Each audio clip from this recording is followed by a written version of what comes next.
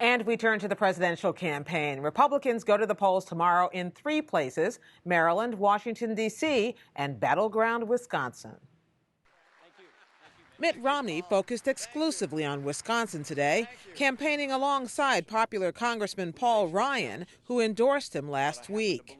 If we have leaders that are willing to tell the truth and live with integrity, who understand how to lead and understand how the world and the economy works, and are willing to draw on the patriotism and willingness to sacrifice of the American people, that we will rise to the occasion, overcome our challenges, and keep America as it has always been, the hope of the earth.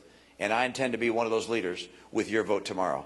Romney also earned the backing of Wisconsin's Republican Senator Ron Johnson, who, like Ryan, said it's time for the party to rally behind a nominee. Governor Romney is the person to lead our party, to lead our nation. With 42 delegates up for grabs in tomorrow's winner-take-all contest, a Wisconsin victory could boost Romney's mathematical chances of capturing the nomination. Wisconsin's GOP voters are clustered in the conservative Milwaukee suburbs, where Romney has been outspending Rick Santorum 4-1.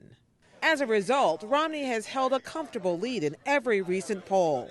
He's also expected to do well in Maryland and Washington, D.C., which also hold primaries tomorrow. Santorum remains Romney's chief rival, and he said he plans to remain in the race. He's been campaigning heavily in Wisconsin over the past several days. Newt Gingrich, who spent today in Maryland, vowed yesterday to fight on until Romney officially wins enough delegates to clinch the nomination. He has to earn the 1,144. We're not going to concede it to him. As Romney has stepped up his attacks on President Obama, the Democrats have begun to push back.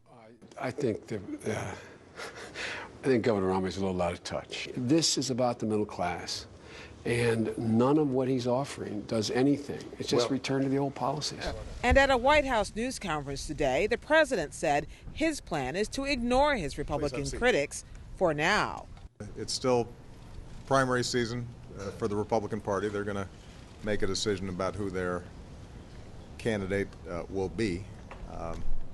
It's worth noting that I first arrived on the national stage with a speech at the Democratic Convention that was entirely about American exceptionalism, and that my entire career has been a testimony to American exceptionalism. But I will cut folks some slack for now because they're still trying to get their nomination. After tomorrow, the next voting doesn't occur until April 24th in Delaware, Connecticut, New York, Rhode Island, and critically in Santorum's home state of Pennsylvania. So what is at stake tomorrow in Wisconsin? Susan Page, Washington bureau chief of USA Today, is just back from a reporting trip there. And Craig Gilbert of the Milwaukee Journal-Sentinel joins us from Milwaukee. Craig, let's start with you. We've heard that there are 5 polls out now showing Romney with a pretty substantial lead. Is everything as it appears? Well, he does have a steady lead. I wouldn't call it a commanding lead. It's somewhere between 5 and 10 points, and it hasn't really moved around very much. I mean, it's been, when the candidates came here, they stepped into a very strange and unique environment where the recall fight over Wisconsin's governor has really dominated everything. And I think it's made it difficult for Rick Santorum to kind of punch through that aura of inevitability that Mitt Romney reacquired in the last few weeks. Tell me about Wisconsin. Who are the Romney voters there in a GOP primary, and who are the Santorum voters? Well, Santorum's strength has been in rural areas, and Romney's strength has been in suburban, more upscale areas. And when you look at Wisconsin, there is a big rural vote, but really the heart of the Republican electorate in Wisconsin are in these counties that ring Milwaukee, where you have that generally deliver massive turnouts and massive margins for Republicans in general elections. I mean, one of these counties, Waukesha, gave John McCain his biggest raw net vote margin of any county in the northern United States in 2008. So these counties really tend to determine the outcome of Republican primaries, and I would expect to see Romney do pretty well in that part of the state. Susan, are conservative voters like that, are they beginning to coalesce around Romney as he would like to say that they are, or are they still kind of flirting with Rick Santorum? Well, Craig and I were both at the Waukesha County GOP dinner Saturday night. What a nice time to way to spend your Saturday night. I think there were some basketball games going on too, but we didn't see those.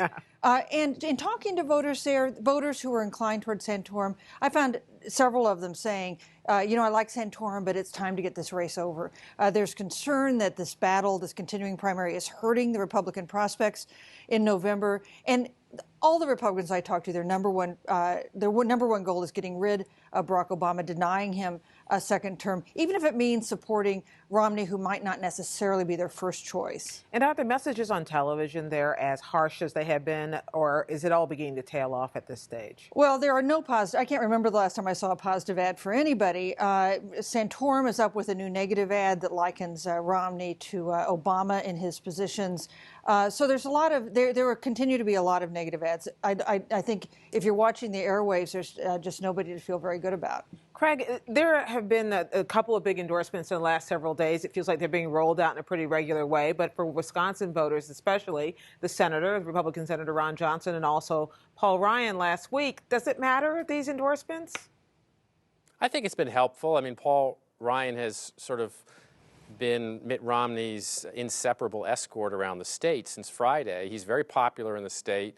And both Ryan and Johnson, kind of give the conservative seal of approval in Wisconsin to Mitt Romney. And so I think that has been helpful.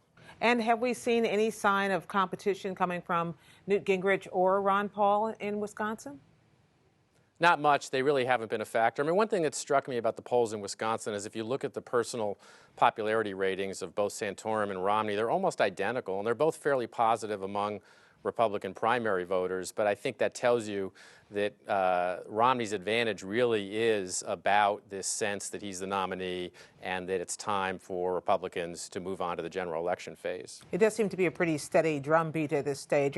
Is there pressure being brought, independent of these endorsements of the other guy, is there pressure being brought from the Republican establishment or from any Republicans to get Santorum to step aside? I think that there are a lot of senior Republicans who would like Santorum to step aside, but, that's really a decision that Santorum gets to make.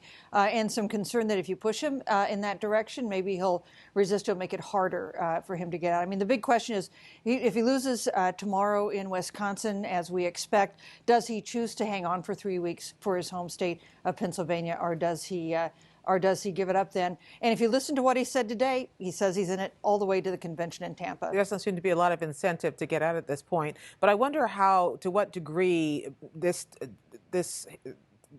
makes it more difficult for Mitt Romney to do what he says he wants to do, which is start focusing on President Obama. I think if Mitt Romney wins Wisconsin tomorrow night, and we expect him also to win D.C.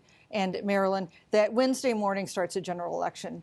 I think that Mitt Romney, the reporters who cover him and this campaign and the Obama campaign, move on to a general election strategy, whatever Rick Santorum or Newt Gingrich or Ron Paul does. In a state like Wisconsin, Craig, where President Obama did pretty well in 2008, we've seen, according to polls in Susan's newspaper and other places, that the president is doing pretty well in a theoretical head-to-head. Is that something which is going to, when the race changes to talking about the general, in which it's over in Wisconsin, or is it still competitive?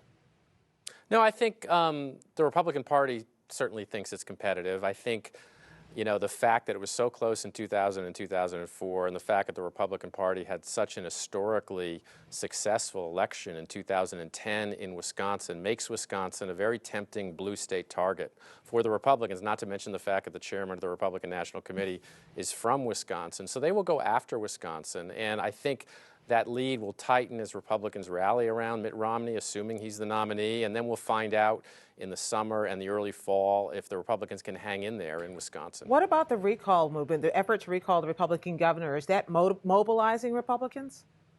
Absolutely. It's mobilizing everybody. I mean, it's the recall that consumes and angers and exasperates and inspires and energizes people. And nothing else is a close second. So both sides are getting kind of a trial run organizationally in this recall election that's coming up in June.